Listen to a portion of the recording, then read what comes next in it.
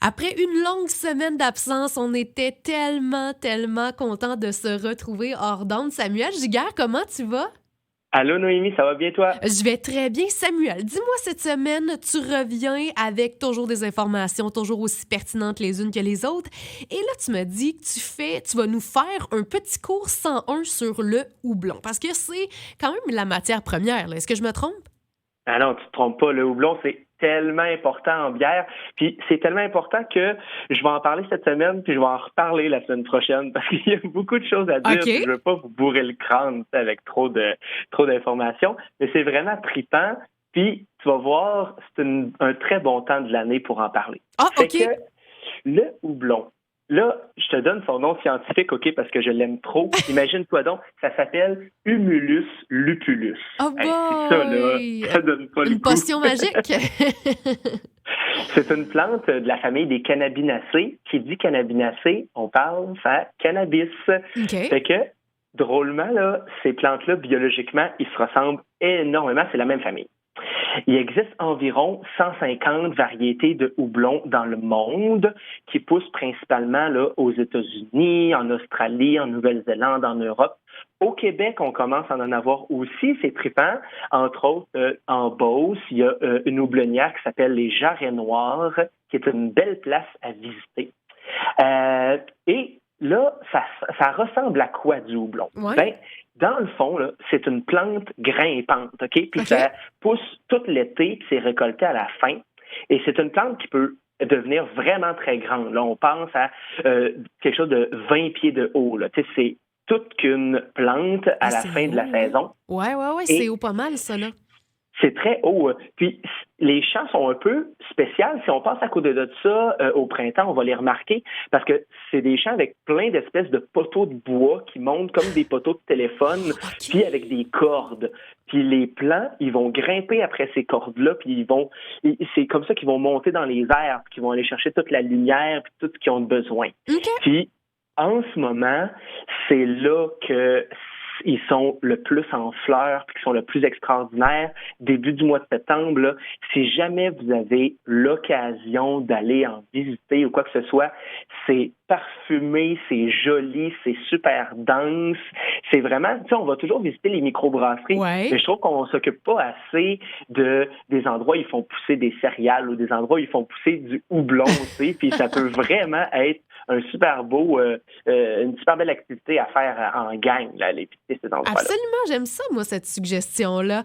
Et là, dis-moi, est-ce que tu as une suggestion cette semaine par rapport à ça? Oui, j'ai une suggestion. Qui dit houblon dit IPA. Ben oui. Fait que je me suis trouvé une belle petite IPA à vous parler. Et cette semaine, on s'en va dans le coin de Lac-Mégantic Oh, un vers bel la endroit. microbrasserie La Garnison. Ah, on la connaît, celle-là, nous autres, chez Arsenal Media. C'est la petite sœur de la radio, la nouvelle petite sœur, la nouvelle microbrasserie, là. Ah, fait que c'est de Et la voilà. garnison dont tu nous parles ce soir. Exactement, avec la bière qui s'appelle Da Vinci. Et Oh, la Da Vinci, c'est leur IPA classique. OK. Alors, eux, là, premièrement, bon, la garnison, ça fait déjà quelques années qu'ils existent. Mhm. Si on est à Lac-Mégantic, il y a un super beau pub sur place Ouais. avec un beau choix de produits. Et c'est une belle région. Là. Cet endroit-là, là, c'est connu pour avoir des très beaux paysages, entre autres, et l'observation du ciel, et etc. C'est très, très mignon, très, très agréable.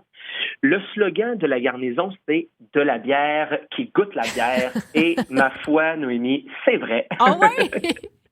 C'est très vrai. Leur IPA classique, je la qualifierais un petit peu de old school parce que maintenant, aujourd'hui, on est tellement dans les IPA très juteuse, très, très tropicale. Alors là, avec eux, on revient vers un truc un peu plus classique, une bonne amertume, une couleur ambrée, présence de céréales, houblonné avec des houblons. Bon, vu qu'on en a parlé aujourd'hui dans la chronique, je vous les nomme. On parle de Amarillo, qui est citronné un peu, OK. le Centennial, qui est un houblon classique assez amer, qui amène une bonne dose d'amertume, et le citra qui est très populaire, puis qui a un côté fruit tropical, fruit de la passion un peu.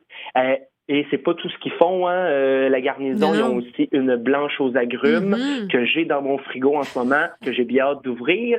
Ils ont une blonde, une rousse, puis au pub, là, ils vont avoir toutes sortes de projets un peu qui sortent des sentiers battus et tout ça, mais il reste une microbrasserie axée sur la bière, sur une vibe un peu plus classique, mais c'est vraiment monsieur, madame, tout le monde, c'est cool pour ça.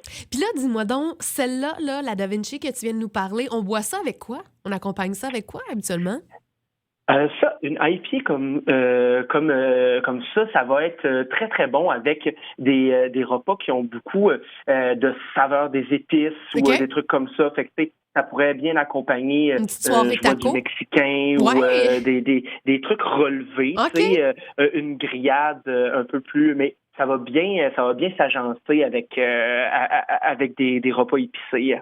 On aime ça, on aime ça. Hey, Samuel Giguère, ce fut un plaisir de te parler encore aujourd'hui. J'ai déjà hâte à la semaine prochaine pour la suite de ce cours 101-là sur le houblon. Passe une belle semaine et nous, on te retrouve la semaine prochaine. Merci beaucoup. Bonne semaine tout le monde. Bonne dégustation. Bye bye, santé.